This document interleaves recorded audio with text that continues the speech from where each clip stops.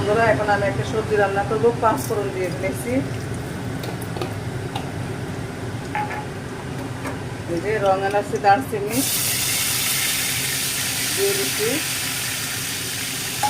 এই যে ফুটানো পেঁয়াজ দিয়ে দিচ্ছি।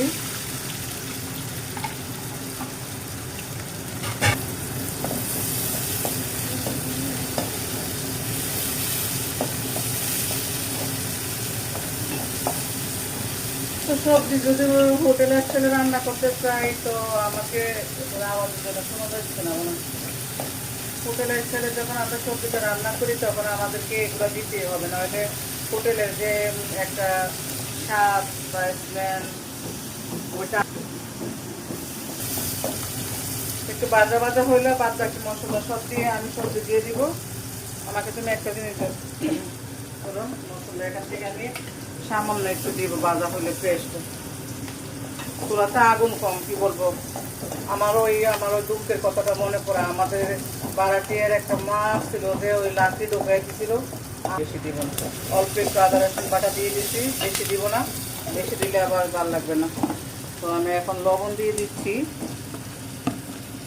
এই যে লবণ, একদম পকপকার ঝকঝকা লবণটা দিয়ে দিচ্ছি। 1 চামচ দেব, লাগলে আবার 1 চামচ একটু বেশি দিচ্ছি, যেটা 4 চামচ।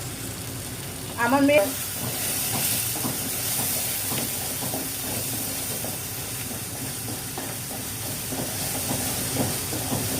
মশলাগুলো দিয়ে দিচ্ছি। এখান থেকে কিছু দিব না, শুধু হলুদ দিব। এই যে এই পরিমাণ হলুদ দিচ্ছি, বেশি দিলে কালারটা বেশি গাঢ় হয়ে যাবে।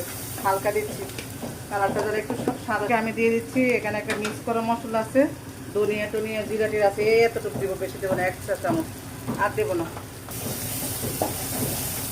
সবজি রান্নাতে কতক্ষণ লাগতেছে? সবজি কি এইভাবে হোটেলে রান্না করে, তাই আমরা ওইভাবে রান্না করি, কারণ ঘরে সাদা মাটা সবজি রান্না করলে কেউ মুখে তুলতে চায় না। তো আমার একটা গোপন সিক্রেট আছে, এই গোপন সিক্রেটটা আপনাদেরকে দেখাচ্ছি। তো ঢেলে দিচ্ছি। এখানে অনেক রকমের সবজি এসছে, পেঁপে, শসা, আমরা যেটাকে বলি কইটা, ওইটা আছে। আমি সবগুলো সবজি ধুয়ে পরিষ্কার করে ঢেলে দিচ্ছি। তো এটা দিয়ে যখন বিকালে রুটি খাবে, তো আমাকে এটাকে একটু মনোযোগ দিয়ে করতে হয়। আছে না যে আমি সবজি রান্না করলাম, যেমন খুশি তেমন হোক, আমার কি খাইবে, তো ওরা খাবো, আমি কি আর খাবো, ওইটা মনে করে করলে কিন্তু সবগুলো ফেলে দিবে, একটু মুখে তুলবে না। কারণ আমার কি সবজিটা করতে হবে মনোযোগ দিয়ে, যেন ভালো লাগে, টেস্ট হয়।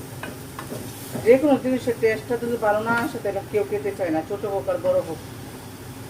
আমারও খেতে ইচ্ছে করবে না, জোর করে কি খানা খাওয়া যায়? কিছু দিব না। এখন আমি একটা হাতে দেখতে পাচ্ছেন না, এটা চিনি, এই পরিমাণ চিনি দিব, মানে কালারটা ঠিক রাখার জন্য। এটা চিনি